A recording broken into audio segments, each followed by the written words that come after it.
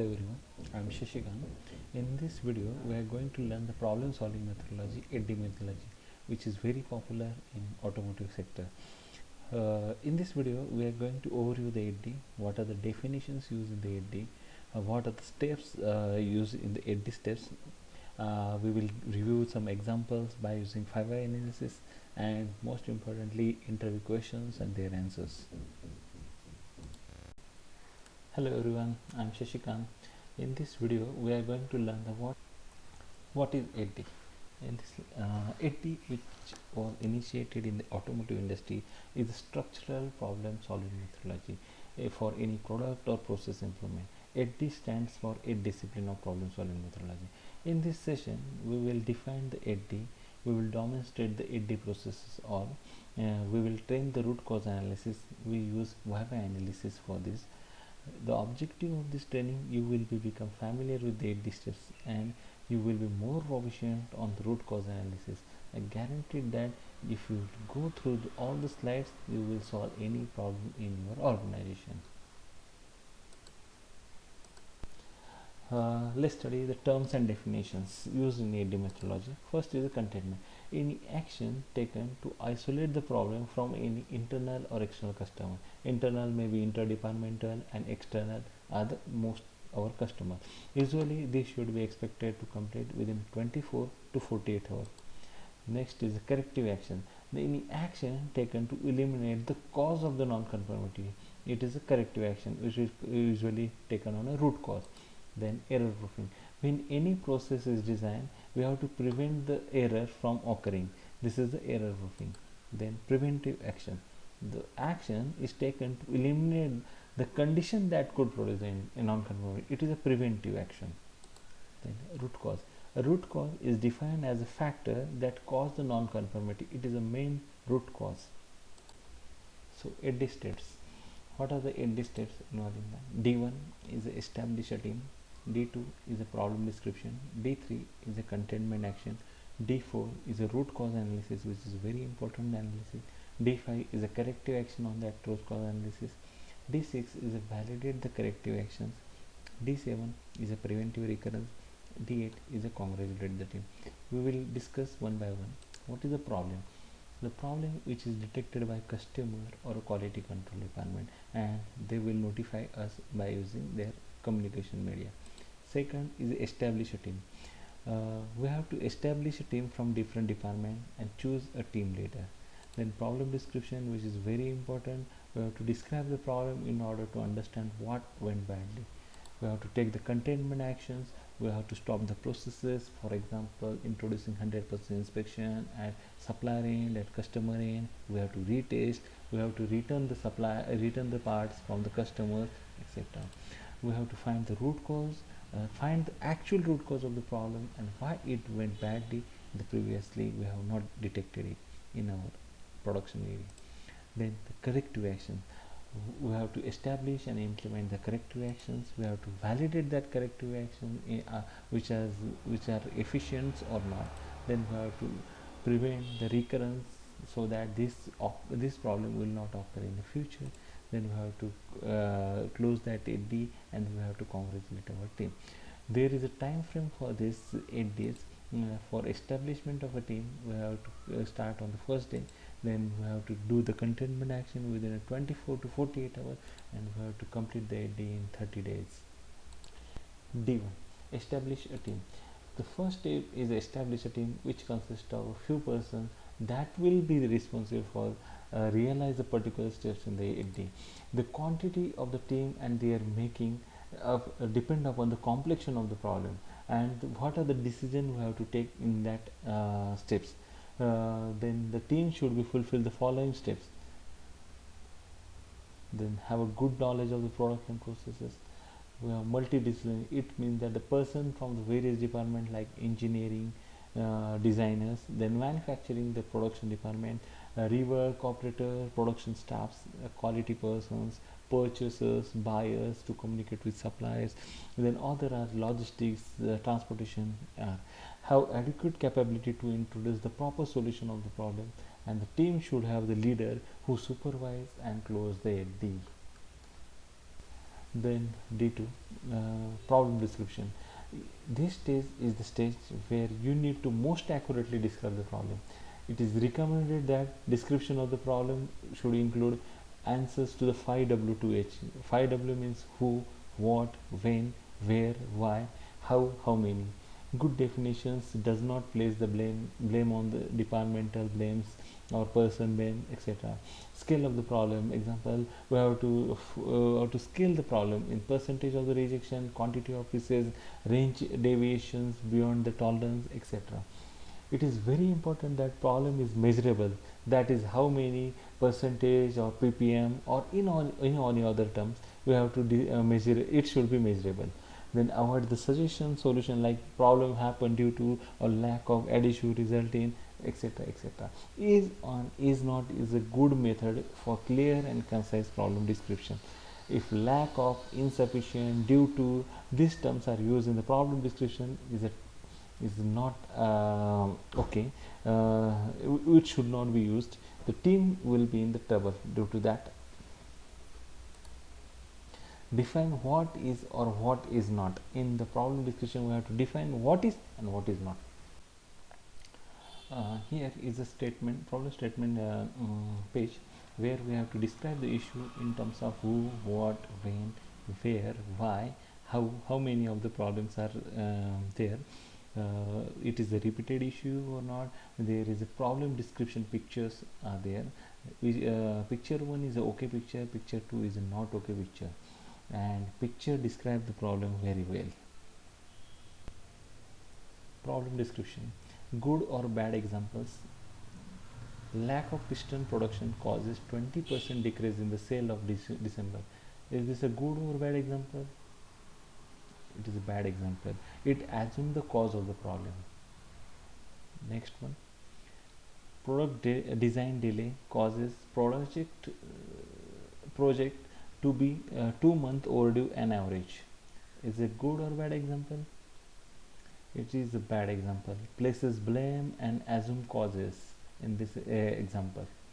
Then, two numbers of engine cylinder diameter found undersized by 0.2 mm, required 100 mm plus minus 0.1 mm at engine assembly area by in process QC at the time of assembly.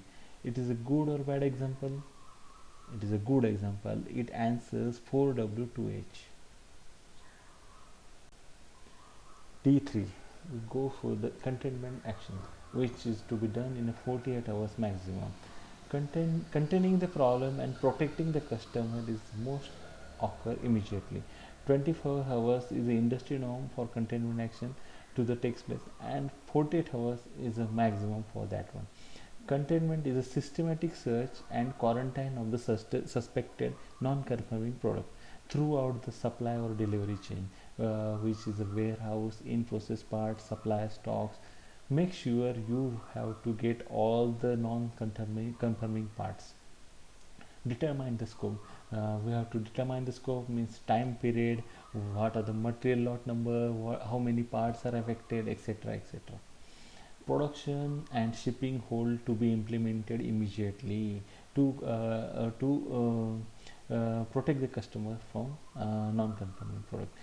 It is containment action is like firewall, which is a form of containment to prevent the problem from shipping to the customer. It will include all part as sub suppliers also. Then this is the interim corrective actions page, where we have to define all the tasks, responsibilities, results, and dates.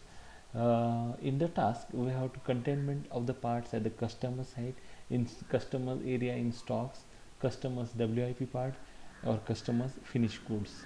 We have to containment of the part at the supplier location also, in stock, supply, in WIP parts, in finished goods. We have to containment of the part in a transit also.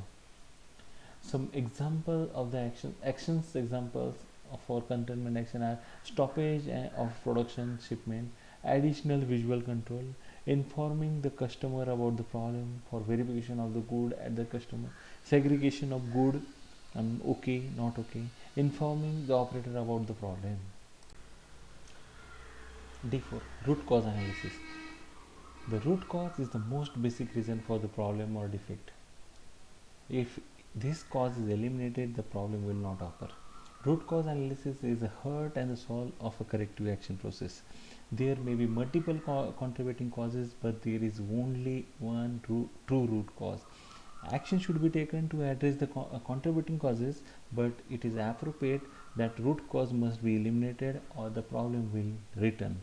If the cause of the problem is operator error, that not a real root cause. The root cause is likely on the process, not on the system. If a cause of the problem is operator error, that is not a real root cause. The root cause is more likely on the process, not on the system. Immediate causes are not the root causes. Typical immediate causes you can see on various corrective action reports are operator errors, failure to follow the procedure work instructions, inspection not recorded by the operator, gauge not turned on in for calibration, operator not trained. These are not root causes.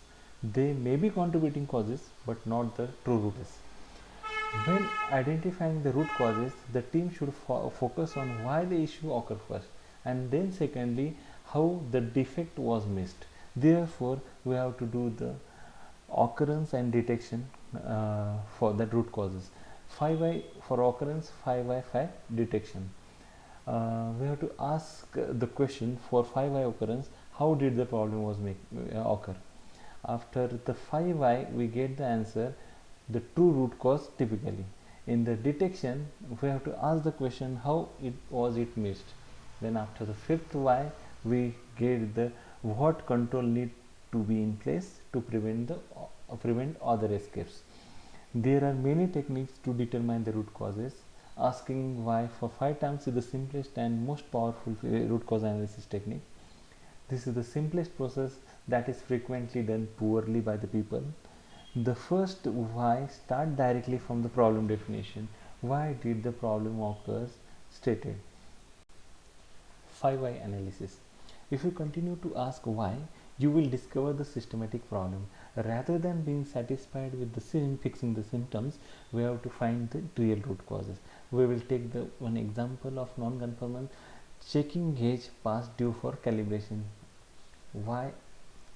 Because quality engineer did not calibrate the gauge before the due date.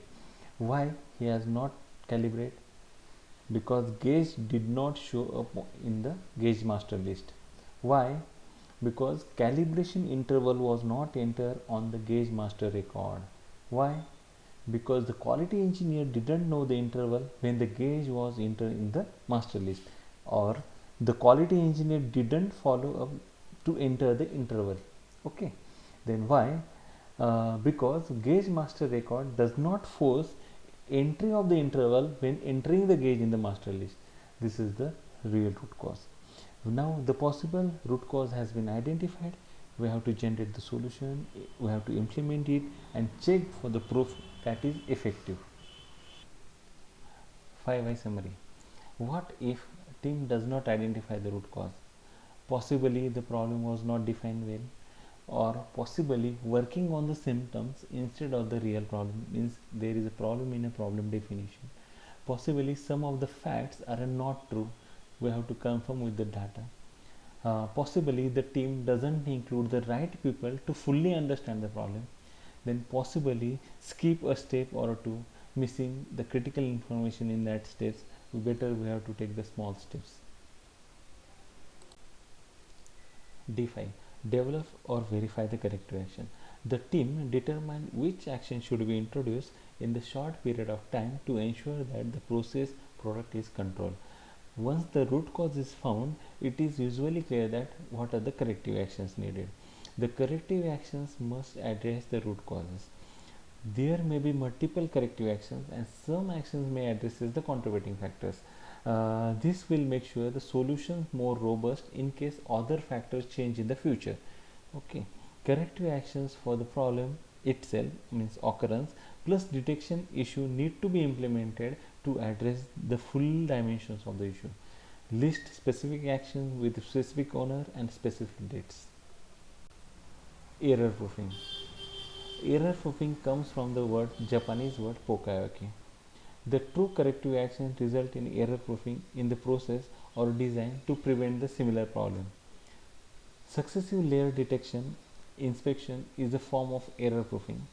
Error proofing, the process will accomplish both corrective actions for the problem or means occurrence and corrective actions for the detection. If retrain the operator is the corrective action, the team hasn't really found the real root cause, hasn't implemented the corrective action that will prevent the recurrence. Operator error is not a true root cause. Implement or validate the corrective actions. The corrective actions has to address the root causes. So it's important that follow-up audit verifies the root cause was eliminated. This is the page where we can implement the permanent corrective actions, which is a verification method, target date, effective date, responsibility, and the result. Similar process or product affected at risk, yes or no.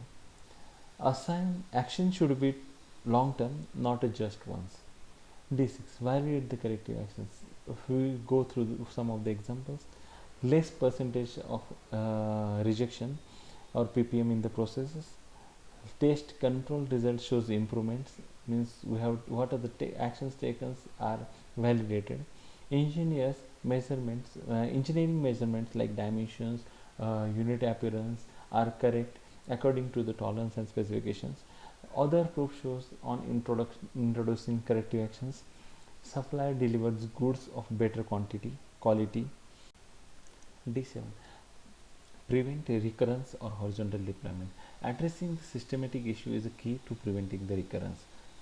Did the implementations of the corrective action require any changes in the document like work instruction, control plan? Is the corrective action sustaining? We have to answer that one. We need to share the best practice solution so other can learn from our work.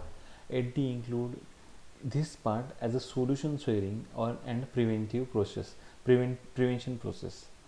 We need to continue developing the means to share the best practices. Others can learn from our work. We have to share this information. D8. Congratulate the team. Permanently eliminating the problem is extremely satisfying in itself. The person responsible for procedure approval thank and congratulate the team members of the team. Team has done a lot of hard work. We have to congratulate them, and hence the 8D is completed, and we have to close the 8D. Summary of 8D. 8D in the automotive industry has been very effective in driving the improvements. 8D must be utilized for all problems which need to be systematically resolved, which include quick containment within a 48 hours, two root causes determination, use of effective tools, utilization of 5 analysis addresses both the detection and the occurrence, implement the systematic corrective actions to drive the improvements, horizontal deployment of a solution, hence called as solution sharing. One of the most important part of the learning session is interview questions and answers on 8D. Let's start. What does the D in 8D stands for? A. Degree, B. Discipline, C. Decidedly bad. The answer is B. Discipline. 8D stands for 8 discipline of problem solving. Then second, typically how long the containment phase of an 8D? 24 to 48 hours, 2 weeks, 30 days, as long as it takes. The correct answer is A. 24 to 48 hours. Containment is typically expected to complete in 24 to 48 hours after you have received an incident. Typically, what is the expected time to complete and close the 8D? 24 to 48 hours, 2 weeks, 30 days, as long as it takes. Answer is C. Closure is typically required within the 30 days of the incident notification. Then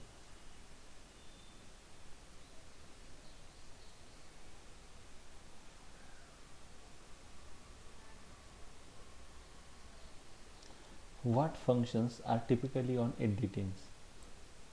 Quality, engineering, manufacturing, process owner, all of the above. The answer is E. The best result 8D teams are cross-functional.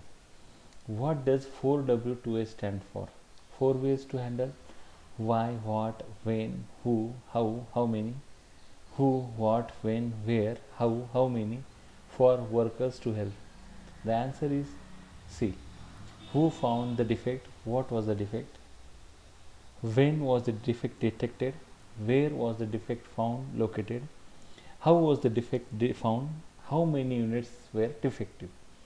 A good problem description, A. Assign blame, is based on the fact or suggests the solution. Answer is B. Is based on the fact.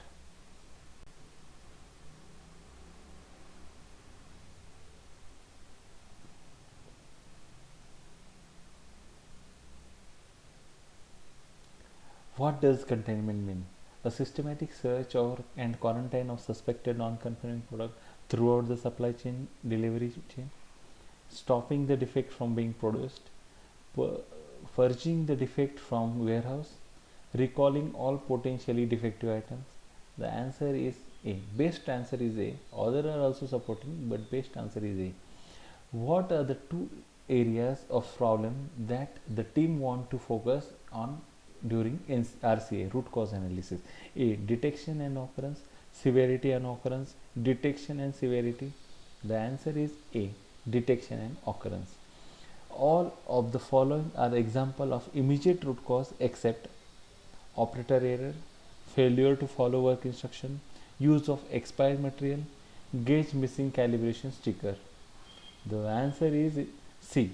Use of expired material may be an actual root cause, and other are not the real root causes.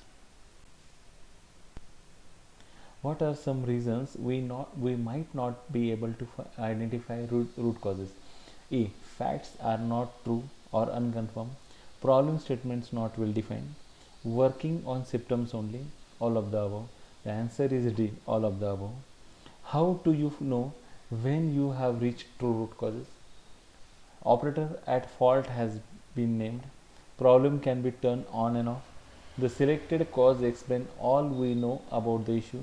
The issue cannot be recreated. The answer is B and C. When selecting a corrective action, what must it do? Be implemented within 24 hours. Address the root cause. Be economical. Be simple. Answer is B. Address the root cause. What does the term POCA mean? Perfect, a soft boiled egg, error proof, or defect free? It is answer C, error proof. Why it is important to verify the corrective actions? It isn't. It makes sure the root cause was addressed, to ensure no other issues were caused by the corrective actions, to close the form. Correct answer is B and C. To make sure the root cause was addressed and to ensure no other issues were caused by the corrective actions. Who should complete the verification step? Independent but vested participant, or process owner, or quality manager, company president? Answer is A. Independent but vested participant from our team. When is verification completed? Immediately after fix is implemented, within 30 days of implementation, after 2000 pieces are produced, as determined by the team based on volume and criticality of defect. The answer is D, as determined by the team based on the volume and criticality of the defect. Which of the following item may require update to prevent future occurrence? Means which items we need to update to prevent the future occurrences? A. Employee roster, control document, control plan, PFMEA, flow chart, work instruction, quality managers, vendor masters. Answer is B. We have to change the control documentation or update the control documents. During the prevent recurrence step, which of the following items are completed? Containment, root cause identification, sharing lesson learned, problem definition. Answer is C. Sharing lesson learned. We have to share our lesson to other people so that they can implement the solution to their problem. Thank you, friends. Hope you understand what is AD, what are the methodology. Hope you will resolve all your problem in your organization.